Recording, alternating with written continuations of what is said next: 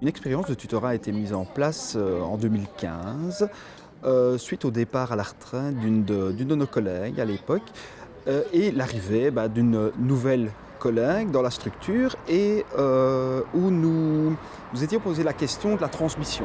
La transmission de tout un savoir de notre collègue qui était sur le départ et qui souhaitait apprendre à la nouvelle personne tout son savoir et pouvoir partir, je veux dire, l'esprit tranquille, si je peux dire ça comme ça. On a vraiment réalisé que cette personne maîtrisait une tonne d'informations, une tonne de contenu, d'histoire du service, de petits trucs et astuces.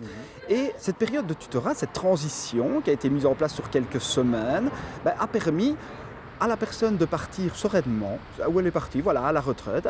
Elle est partie parce qu'elle était relativement tracassée par rapport à ça, en disant « Oh, on n'est qu'un pion, on va être remplacé par une petite jeune qui va arriver ».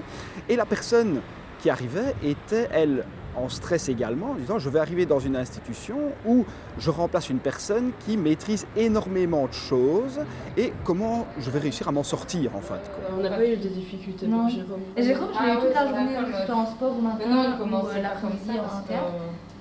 Il participatif. Ah oui, ouais. Je suis convaincu de l'utilité d'une expérience de tutorat et de cette démarche au sein d'une structure quelle qu'elle soit.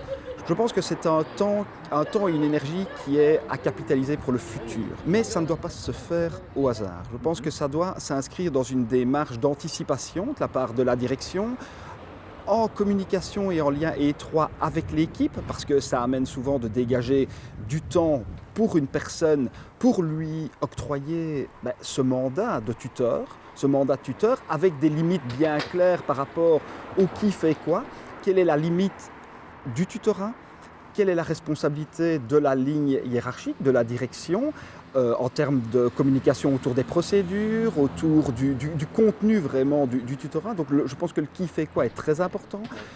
La planification aussi du tutorat, elle s'inscrit dans combien de semaines, à raison de combien de rencontres, combien d'heures, quel est le volume qui est octroyé aussi en fonction de la situation. Toute une série de freins qui doivent être anticipés pour ne pas que ça puisse poser problème ou qu'il y ait des sentiments d'incompréhension de la part de l'équipe, du tuteur ou de la personne qui va être tutorée.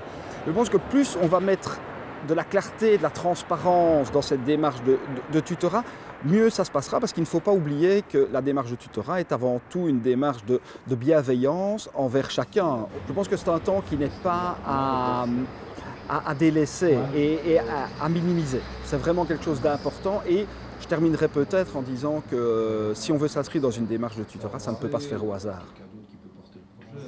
Est-ce que je vais voir Evelyne et je lui dis de pas venir le matin?